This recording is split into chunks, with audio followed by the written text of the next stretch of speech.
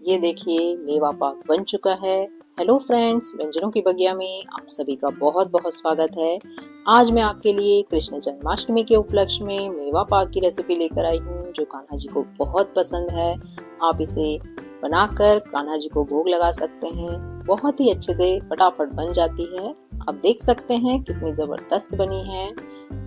इसे आप जरूर बनाइए और कान्हा जी को भोग चढ़ाइए। चलिए बनाना शुरू करते हैं। यहाँ हम कुछ मेवे लेंगे। यहाँ मैंने लिया है गोंद, साथ में काजू, मखाने लिए हैं, हरी इलायची का पाउडर बना लिया है, नारियल को कद्दूकस कर लिया था, शक्कर और बादाम लिए हैं। आप और कोई भी ड्राई फ्रूट्स ले सकते हैं। सारी चीजों को एक एक करके भूनना है। हम इसे अलग अलग भूनेंगे। सबसे पहले पैन में थोड़ा सा घी लेंगे। सबसे पहले गोंद को भून लेते हैं।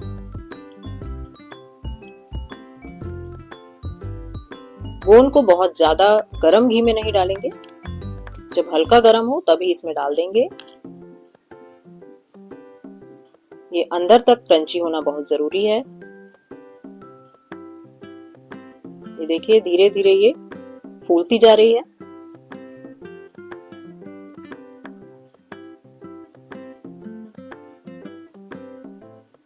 ऊपर का पोर्शन पलटा देते हैं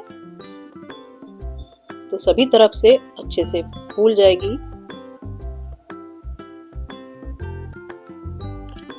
निकाल लेते हैं इसे। अब थोड़ा सा घी और डालेंगे। बादाम को भून लेते हैं। बादाम को भी अंदर तक क्रंची होने तक भूनना है, इसलिए फ्लेम लो रखेंगे और लगातार चलाते रहेंगे।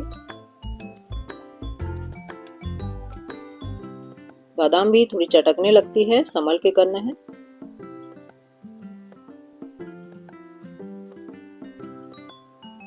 देखिए कलर भी चेंज हो गया है, हो चुकी है। निकाल लेते हैं इसे भी।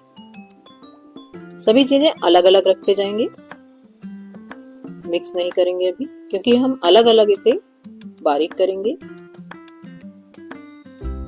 ये देखिए मैंने गोंद अलग रखी है, बादाम अलग रखे हैं।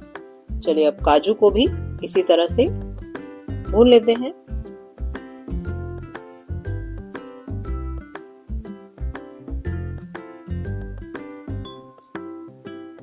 हल्का हल्का ब्राउन होने तक लो फ्लेम पे ही भूनना है।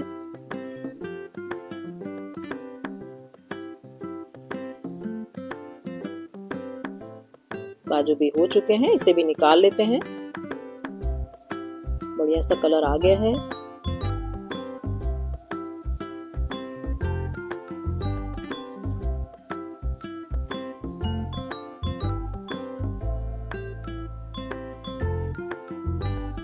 अब हम इसमें मखाने डाल देते हैं। इसमें थोड़ा सा घी है, इसी में मखाने भी हो जाएंगे।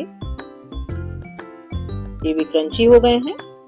मखाने भी एकदम क्रंची करना है।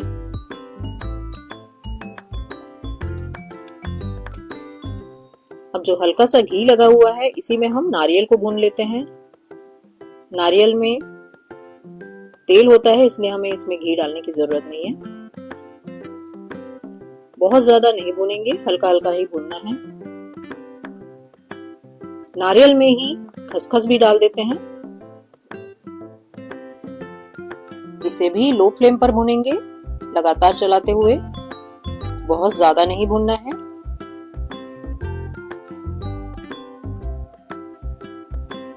एकदम हल्का हल्का जब कलर चेंज हो जाएगा तब हम गैस का फ्लेम ऑफ करेंगे।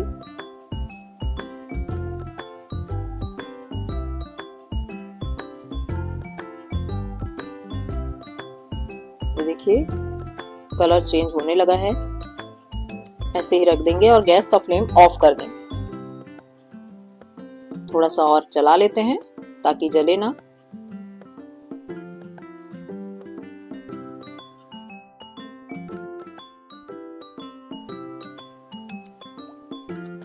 अब मैं यहाँ सारी चीजों को बारीक करने के लिए खलबत्ता यूज कर रही हूँ, ताकि हमें दरदरा पाउडर मिले।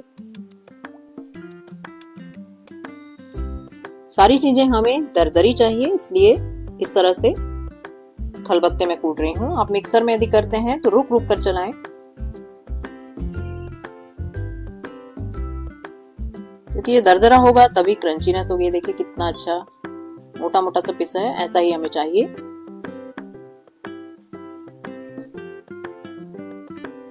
सभी को इस तरह से इकट्ठे करते जाना है, मिक्स करना है। गोंद को भी बारीक कर लेते हैं।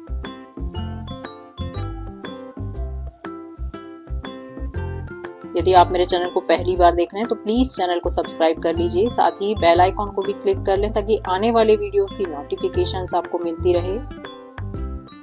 ये देखिए गोंद भी पिस गया है, इसे भी निकाल लेते हैं। सारी चीजें इसी पैन में डालते जाएंगे। इसी तरह से काजू और बादाम को भी दरदरा सा पीसेंगे। दरदरा रहने से ये क्रंची क्रंची बहुत ही अच्छी लगती है।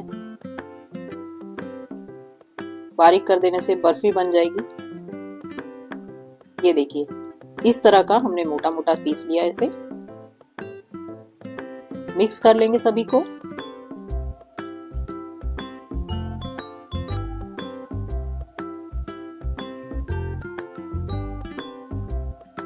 इलायची का पाउडर डाल देते हैं। यहाँ मैं आधा चम्मच इलायची का पाउडर डाल रही हूँ। सभी को मिक्स करेंगे।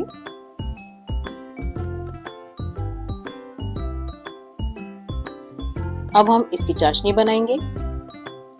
कितना पाउडर है पहले इसे गिन लेते हैं। इसके लिए आप कप या कटोरी का इस्तेमाल कर सकते हैं। मैं इसके लिए कटोरी का इस्तेमाल कर रही हूँ। कटोरी से गिन लेते हैं, क्योंकि जितना पाउडर होगा उसकी आधी हमें शक्कर लेनी है। यहाँ लगभग 2 कटोरी ये पाउडर दिख रहा है। परफेक्ट, 2 कटोरी है। तो अब हम शक्कर 1 कटोरी लेंगे। इस पैन में 1 कटोरी शक्कर डाल दी है मैंने। आधी कटोरी पानी डालना है। जितनी शक्कर है उसका आधे पानी डाल देंगे। इसे लगातार चलाएंगे।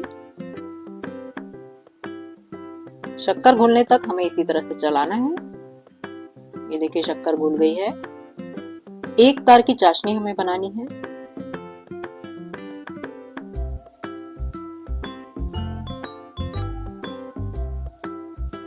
लगातार हिलाते रहना है।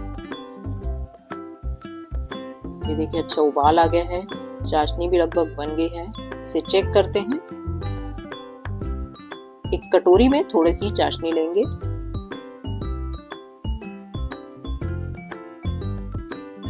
एकदम थोड़ी सी लेना है। हल्का सा ठंडा होने पर उंगली पे इस तरह से लगाएंगे। देखिए एक तार आ गया है। चाशनी तैयार है। अब हम इस मिक्सचर को इसमें डालेंगे। गैस का फ्लेम ऑफ कर देंगे।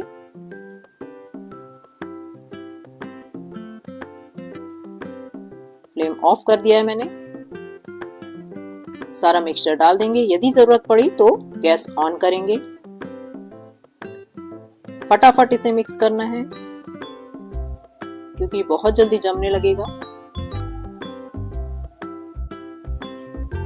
यदि ये बहुत लूज है और टाइट नहीं हो पा रहा है तब हम गैस ऑन करेंगे और इसे हल्का हल्का सा भून लेंगे। ये अभी टाइट होते जा रहा है। गैस ऑन करने की जरूरत नहीं है। ये देखिए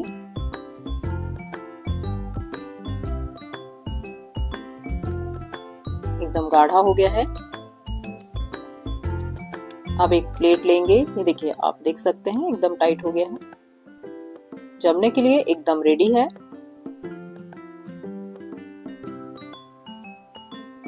एक प्लेट को घी से ग्रीस करके रखा हुआ था, इसमें हम इसे डाल देंगे।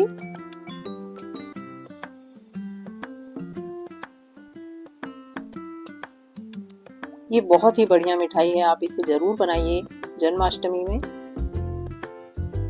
ऐसे भी बना सकते हैं, सभी को बहुत पसंद आती है। बच्चों को तो बहुत ही पसंद आती है। बहुत ही हेल्दी मिठाई है। इस इस तरह से फैला लेंगे।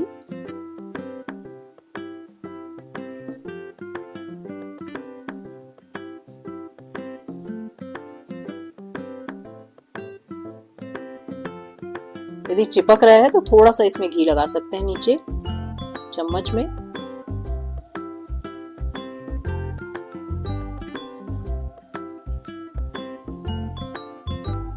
इस तरह से फैला लेंगे अच्छे से। जितना मोटा आपको रखना है रख सकते हैं। अब ये ऊपर से दरदरा है, खरदूरा दिख रहा है। इसे चिकना करने के लिए एक कटोरी लेंगे। कटोरी में नीचे घी लगा लेंगे। ये देखिए इस तरह से चिकना करेंगे। ये देखिए टाइट होना शुरू हो गया है। अब हम इसे इसी तरह से छोड़ देंगे। जब ये थोड़ा थोड़ा टाइट होने लगेगा तब हम इसमें कट देंगे चाकू से। आप देख सकते हैं थोड़ा सा टाइट हो गया है। अब आप अपने हिसाब से इसमें कट्स दे सकते हैं। मैं यहाँ स्क्वायर में दे रही हूँ, आप डायमंड शेप दे सकते हैं, जैसा भी आप देना चाहें, बड़े छोटे।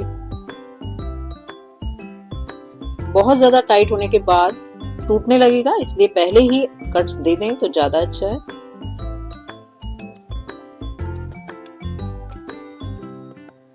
बहुत ही बढ़िया बनी है।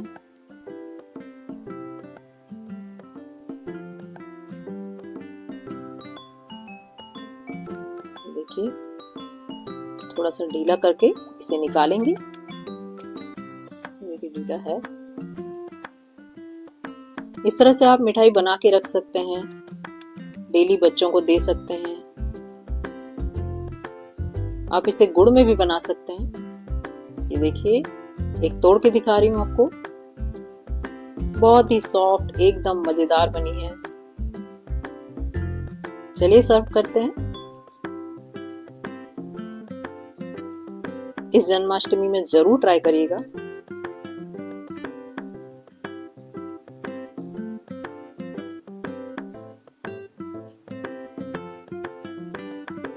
ये देखिए बना है ना एकदम मजेदार।